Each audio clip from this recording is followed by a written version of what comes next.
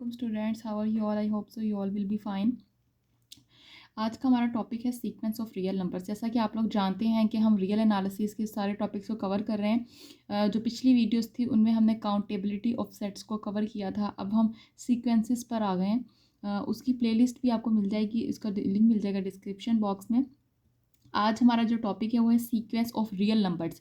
कि सीक्वेंस क्या होता है, सीक्वेंस ऑफ रियल नंबर्स क्या होते हैं। क्योंकि हम रियल एनालिसिस पढ़ रहे हैं तो हम यहाँ रियल नंबर्स की सीक्वेंसेस को डिस्कस करेंगे। तो रियल नंबर्स की सीक्वेंस को डिस्कस करने से पहले पहले हम सीक्वेंस को, वर्ड को समझते हैं कि सीक्वेंस होता क्या है। ठीक है, तो यहाँ पर हमने कुछ पॉइंट्स लिख रखे हैं, आपको नज़र आ रहे होंगे। हम step by step in points को पढ़ते रहेंगे और इस कॉन्सेप्ट को समझते हैं कि सीक्वेंस क्या होता है। सबसे पहला पॉइंट है, a sequence of elements of any non empty set S is defined through a function from N to S। N यहाँ नेचुरल नंबर का सेट है। अच्छा, यहाँ पे सीक्वेंस किसकी ली जा रही है और किसके बारे में बात हो रही है? यहाँ सीक्वेंस है एलिमेंट्स की, सीक्वेंस ऑफ एलिमेंट्स। किसके एलिमेंट्स की सीक्वेंस की बात हो रही है? Of any non empty set S, यानी कोई S नॉन एम्प्टी सेट है, उसकी एलिमेंट्स की सीक्वेंस के बारे में बात हो रही है।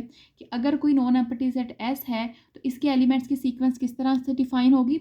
वो डिफाइन होगी थ्रू अ फंक्शन, एक फंक्शन के ज़रिए से डिफाइन होगी। फ्रॉम N to S, यानी नेचुरल नंबर से S, उस S सेट तक फंक्शन होगा जिससे वो सीक्वेंस ऑफ एलिमेंट्स डिफाइन होगी। इसका क्या मतलब है, अगले पॉइंट से मज़ीद समझते हैं। If F from natural number two S, N natural number है, S कोई नॉन एम्प्टी सेट है, तो यहाँ पर ये जो फंक्शन है, यानी ये जो फंक्शन एफ एन से एस में जा रहा है, ये डिफाइन करेगा इस एस सेट के एलिमेंट्स की सीक्वेंस को। कैसे डिफाइन करेगा? Then F defines a sequence when the images are arranged in the natural order of natural numbers. इसका क्या मतलब है? इसका मतलब ये है कि जब भी हमारे पास कोई सेट एस हो, ठीक है, उसके एलिमेंट्स की सीक्वेंस हमने देखनी हो तो उसके लिए एक फंक्शन डिफाइन होगा जो कि नेचुरल नंबर से एस तक डिफाइन होगा। और जब ये फंक्शन एन से एस पर डिफाइन होगा तो इस फंक्शन के अप्लाई होने के बाद हमारे पास जो जब एफ एन पर अप्लाई होगा तो एस जो कोडोमेन है, इसके अंदर जो एलिमेंट्स इमेज में मिलेंगे, यानी एफ जब एन से मैप होगा एस पर, तो जो इमेजेस मिलेंगे हमें एस के अंदर, उन इमेजेस को हम अरेंज कर देंगे नेचुरल ऑर्डर में, तो वो कहलाएगी sequence of elements of this set. कैसे अरेंज करने का क्या मतलब? मतलब कि नेचुरल नंबर में क्या पड़ा होता है, 1 2 3 4 अप टू सोन। ठीक है, तो जब हम डोमेन का कोई एलिमेंट लेंगे, जैसे 1 लिया तो एस पे कोई एलिमेंट मिलेगा, 2 लिया तो एस के अंदर कोई इमेज मिलेगा। वो फंक्शन पे डिपेंड करता है कि वो किस टाइप का फंक्शन है। तो जब हमें आंसर्स मिलेंगे तो उन आंसर्स को हम अरेंज कर दें तरतीब से, यानी कि इस तरह से नेचुरल ऑर्डर में अरेंज कर दें, यानी कि 1 पुट करने से ये आंसर मिला, 2 पुट करने से ये मिला, 3 पुट करने से ये मिला, यानी एफ ऑफ 1 की क्या वैल्यू हुई, एफ ऑफ 2 की वैल्यू, एफ ऑफ 3 की, अप टू सोन, यानी कि एफ ऑफ 1 एफ ऑफ 2 ये इमेजेस है ना। तो इस तरह से जब हम उन्हें अरेंज कर देंगे नेचुरल ऑर्डर के पैटर्न पर तो वो सीक्वेंस हो जाएगी एलिमेंट्स ऑफ एस की। ठीक है, मजीद थोड़ा सा इसको डिस्कस करते हैं। हम यहाँ पर पढ़ने जा रहे हैं sequences of real numbers, sequences of real numbers. तो रियल नंबर्स की सीक्वेंसेस क्या होंगी? जब ये एस सेट जो है इसे हम सेट ऑफ रियल नंबर्स ले लेंगे तो ये सीक्वेंस कहलाएगी real number of sequences. Example की मदद से इसको समझते हैं, इस कॉन्सेप्ट को आपको अच्छे से समझ में आएगा। हम एक फंक्शन डिफाइन करते हैं, यहाँ पर हम सीक्वेंस ऑफ रियल नंबर्स की बात कर रहे हैं, तो हम जो एस सेट ले लेते हैं उसको रियल नंबर ले लेते हैं। हम नेचुरल नंबर से डिफाइन कर रहे हैं एक फंक्शन जो कि एन से आर में जा रहा है। हम यहाँ पर सीक्वेंस ऑफ रियल नंबर्स की बात कर रहे हैं, हम यहाँ एक फंक्शन डिफाइन कर देते हैं, F of N is equals to 1/n। तो ये किस टाइप के हमारे पास सीक्वेंस बनेगी? ज़रा इसको अप्लाई करके देखते हैं। ये एन से फंक्शन जा रहा है सेट ऑफ रियल नंबर्स पर, एन के अंदर एलिमेंट्स हैं 1 2 3 4 अप टू सोन। अब जब ये अप्लाई होगा 1 इस फंक्शन के ऊपर तो यहाँ आंसर क्या मिलेगा? जब 1 पुट करेंगे तो आएगा 1/1 यानी 1, जब 2 पुट करेंगे तो 1/2, 3 पुट करेंगे 1/3, 4 पुट करेंगे 1/4 एंड अप टू सोन। अब आप देख सकते हैं कि 1 पर क्या इमेज मिल रहा है? 1, तो एफ ऑफ 1 की वैल्यू ये आ रही है। 2 पर क्या मिल रहा है? 1/2, तो एफ ऑफ 2 की वैल्यू ये आ रही है, यानी ये 1 पे मैप हो रहा है, ये 2 पे, ये 3 इस पे, ये 4 इस पे, तो एफ ऑफ 3 की वैल्यू ये मिल रही है और एफ ऑफ 4 की ये मिल रही है। अब इन्हीं सभी वैल्यूज़ को अरेंज कर दें नेचुरल ऑर्डर के पैटर्न पे, यानी कि 1 पे जो वैल्यू मिल रही है उसे लिखें, 2 पर मिल रही है, फिर 3 पर मिल रही है, 4 पर मिल रही है एंड अप टू सोन। 1 पर क्या वैल्यू मिली है? 1 मिली है, 2 पर मिली है 1/2, 3 पर मिली है 1/3, 4 पर मिली है 1/4। तो यही है सीक्वेंस। इसी को सीक्वेंस बोला जाएगा। यानी कि इन सिंपल वे हम ये कह सकते हैं कि सीक्वेंस जो है, जब भी हम किसी एलिमेंट्स सेट के एलिमेंट्स का सीक्वेंस लेते हैं तो वो बेसिकली एक फंक्शन के ज़रिए हम उसको निकालते हैं, यानी कि फंक्शन के इमेजेस मिलते हैं जो कि सेट ऑफ नेचुरल नंबर से उस सेट पर डिफाइन होते हैं। ठीक हो गया। तो ये हमारे पास इसके एलिमेंट्स जो आए, जो इमेजेस आए हैं, उनको जब हम नेचुरल पैटर्न में हम इस तरह से अरेंज कर देते हैं तो यहाँ पर वो क्या कहलाती है, सीक्वेंस कहलाती है, सीक्वेंस ऑफ दैट सेट। अब यहाँ पर सेट ऑफ रियल नंबर लिया है तो ये सीक्वेंस ऑफ रियल नंबर हो जाएगी। अगर यहाँ पर सेट कॉम्प्लेक्स नंबर का ले लेंगे तो सीक्वेंस ऑफ कॉम्प्लेक्स नंबर हो जाएगी। जो भी सेट लेंगे उसकी सीक्वेंस बन जाएगी। लेकिन हम रियल एनालिसिस पढ़ रहे हैं तो हम इस पूरे चैप्टर के अंदर जो लेंगे सेट, वो सेट ऑफ रियल नंबर ही लेंगे। तो अगर मैं कहीं पर अकेला सीक्वेंस भी बोल दूँ उसका मतलब यही होगा कि रियल सीक्वेंसेस ले रहे हैं। अब आगे एक और पॉइंट पढ़ते हैं। We shorten F of N by A N and use A N this type for the sequence. यानी कि हम एफ ऑफ एन जो यूज़ कर रहे हैं, यहाँ पर ये जो एफ ऑफ एन यूज़ कर रहे हैं, इसकी बजाय हम एक शॉर्ट टर्म यूज़ करेंगे ए एन, और सीक्वेंस के टर्म्स को लिखने के लिए ये इसकी सिंबल है। बहुत सारी बुक्स में ये सिंबल होती है, कहीं पर सिंबल जो है वो एफ एन होती है लिखी हुई, कहीं पर एस एन लिखी होती है, कहीं पर यू एन लिखी होती है। हम यहाँ पर ए एन यूज़ करेंगे और ये इस तरह से इसकी ब्रैकेट्स लगेंगी। ओके। अब जैसे कि हमारे पास ए एन अगर लिख रहे हैं तो हमारे पास जो सीक्वेंस की टर्म्स आएंगी, फिर हम उसे रिप्रेजेंट करेंगे A1 A2 A3 up to so on A N plus one.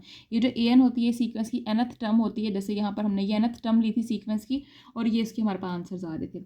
Okay हो गया। नेक्स्ट हमारे पास एक और पॉइंट हम जो है डिस्कस करते हैं। वो पॉइंट ये है हमारे पास कि sequence is not a function, it is defined by function.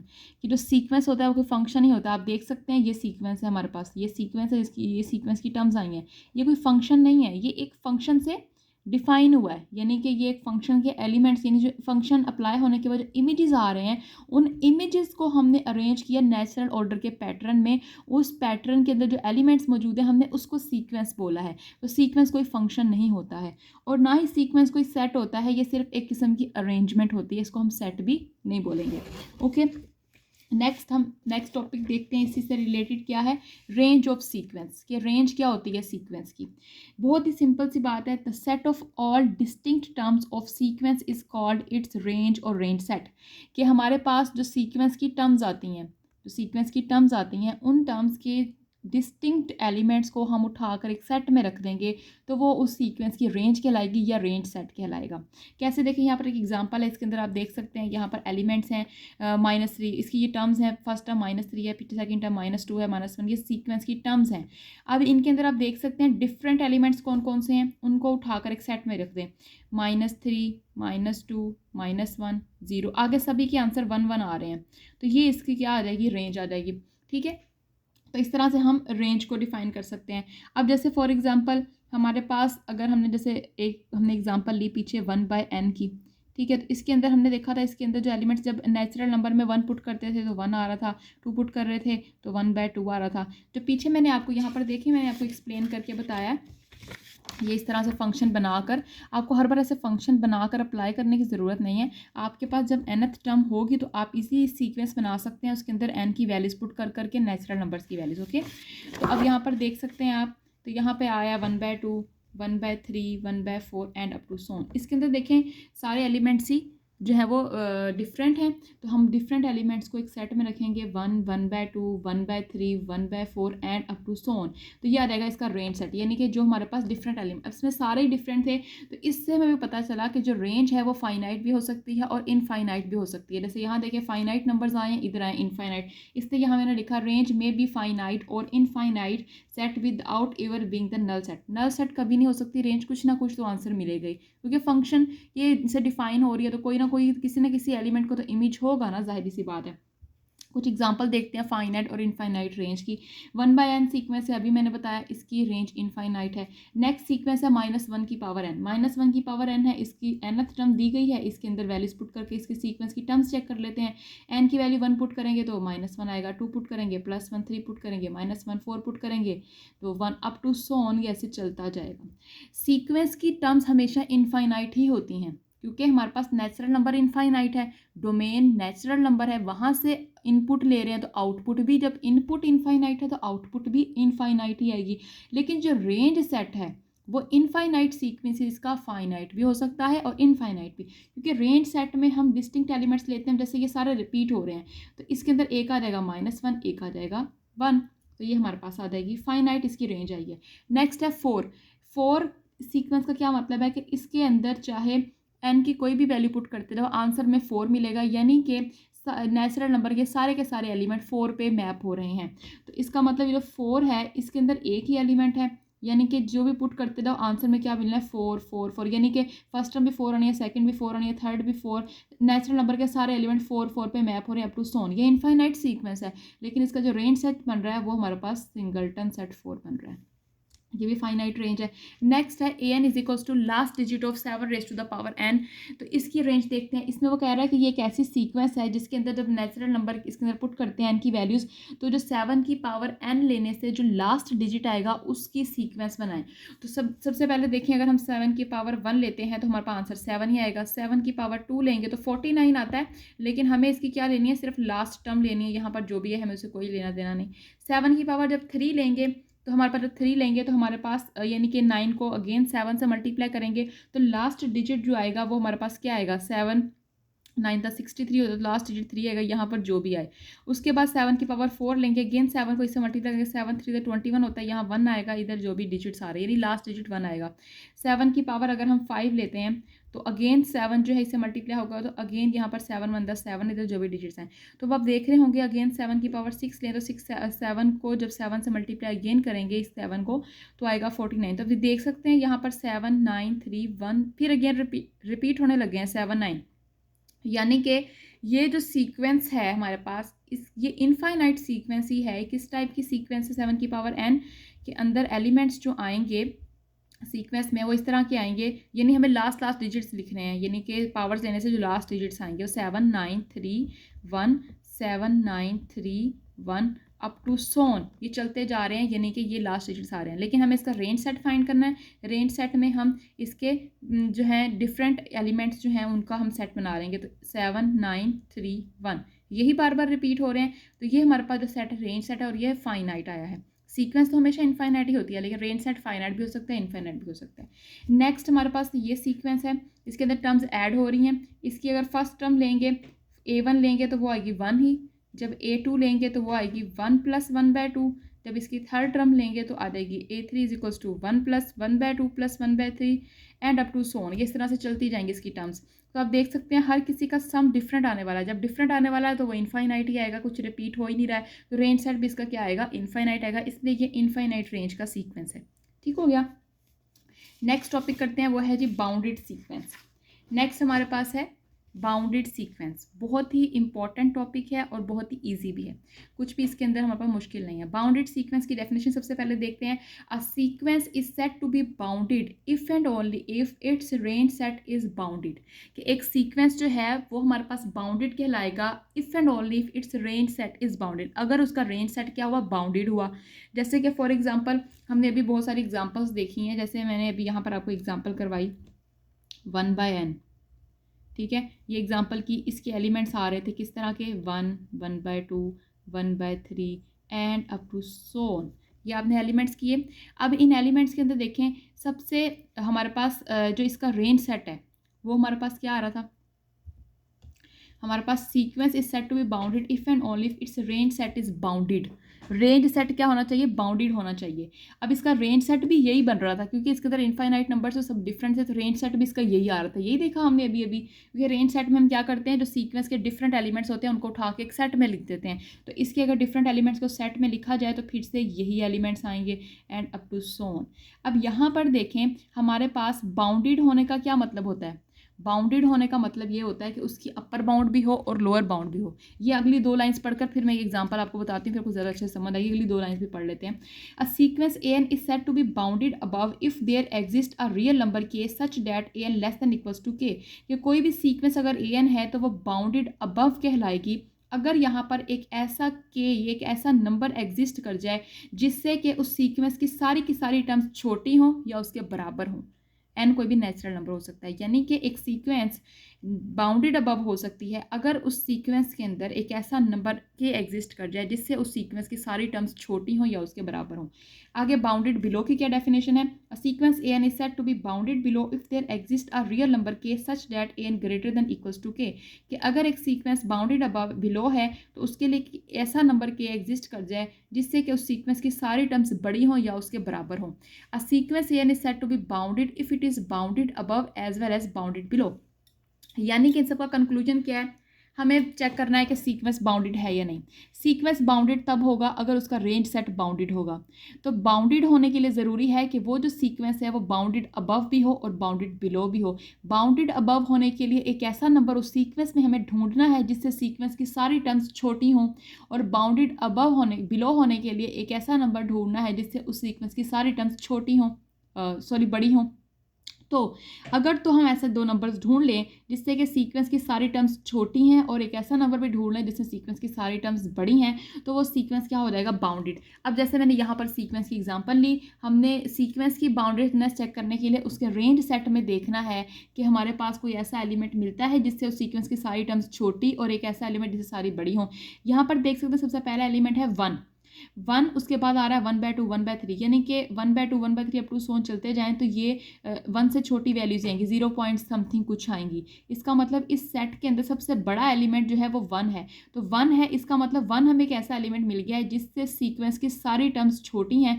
1 ही इस सीक्वेंस की के अंदर सबसे बड़ा एलिमेंट है। तो इसका मतलब ये सेट जो है ये बाउंडेड अबव है, क्योंकि यहाँ हमें एक ऐसा के मिल गया है जो कि 1 है, जिस 1 से सीक्वेंस की सारी टर्म्स क्या हैं? छोटी हैं। तो ये बाउंडेड अबव तो हो गया। अब बाउंडेड बिलो चेक करने के लिए एक ऐसा नंबर इसमें ढूंढना पड़ेगा जिससे सीक्वेंस की सारी टर्म्स बड़ी हों।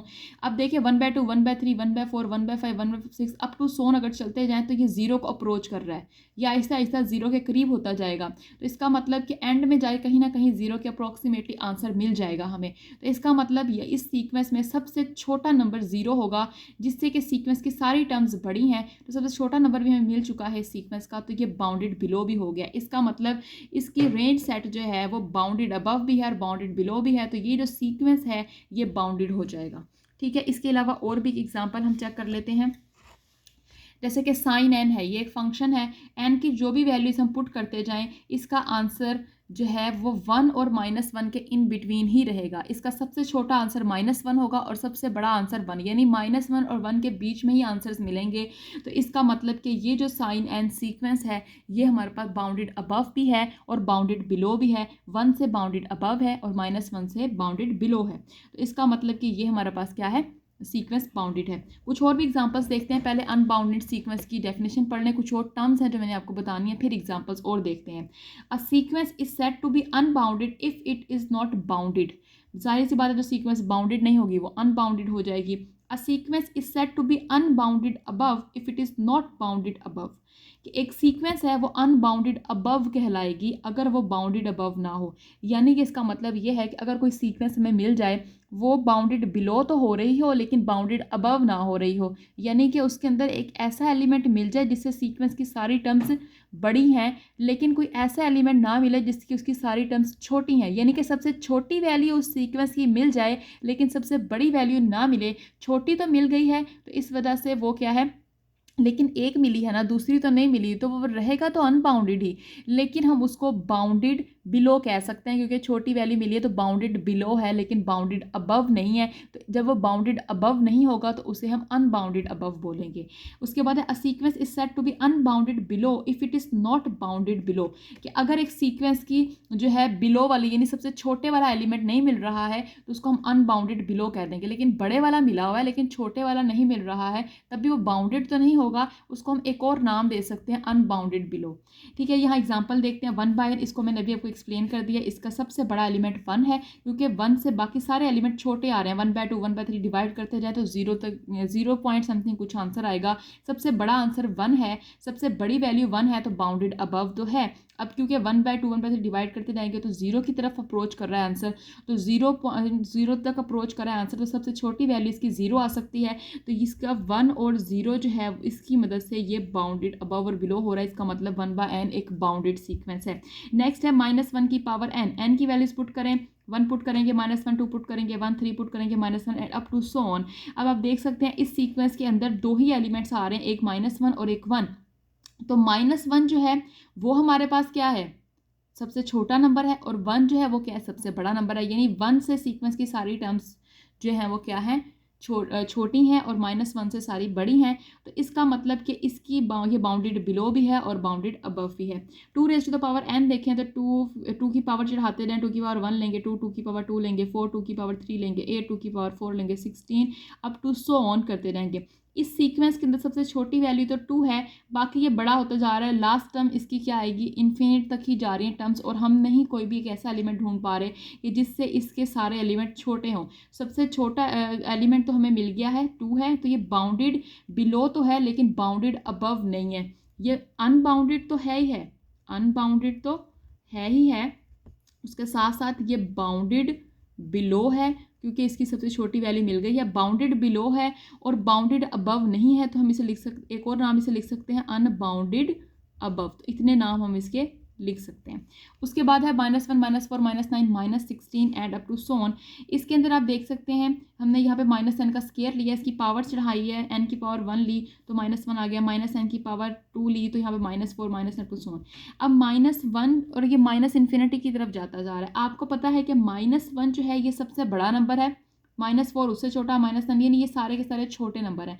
तो इसमें सबसे बड़ा नंबर तो मिल गया है, यानी इसकी सुप्रीमम तो मिल चुकी है। तो ये बाउंडेड अबव तो है, लेकिन क्योंकि बाउंडेड बिलो नहीं है तो ये अनबाउंडेड बिलो हो जाएगा। इसे अनबाउंडेड भी कह सकते हैं, ठीक हो गया। तो ये इसके 3 नाम बन जाएंगे। ये ऊपर वाली दोनों ही हमारे पास क्या थी, बाउंडेड थी। ओके तो ये था हमारा कॉन्सेप्ट बाउंडेड सीक्वेंस का, अनबाउंडेड सीक्वेंस का। नेक्स्ट वीडियोस के अंदर हम और डेफिनेशंस लेकर आएंगे, मोनोटोनिक सीक्वेंसेस और उनकी कन्वर्जेंस डिवर्जेंस सभी कुछ हम इसके अंदर सीखेंगे स्टूडेंट्स। तो जुड़े रहिएगा इस चैनल के साथ। अगर आपको वीडियो अच्छी लगे चैनल को सब्सक्राइब करें, लाइक करें और शेयर करें अपने फ्रेंड्स के साथ। अल्लाह हाफिज़।